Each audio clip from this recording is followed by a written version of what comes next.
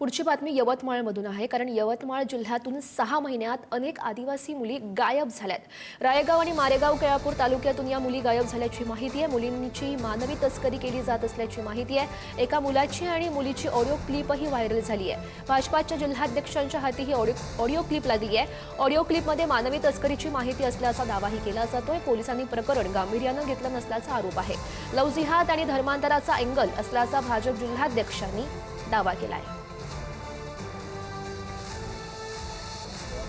वणी मतदारसंघात मागील एक 6-7 महिन्यापासून असं लक्षात आलं की अनेक तरुणी, अनेक महिला अचानक बेपत्ता होत आहेत। माझी पोलीस प्रशासनाला विनंती आहे की त्यांनी या विषयाचा कसून तपास घ्यावा।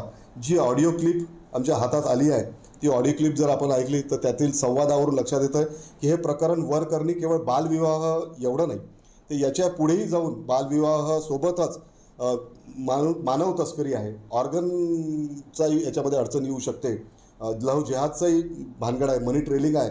त्यामुळं यामध्ये पोलिसांनी तपास करावा अशी सर्व विनंती आहे।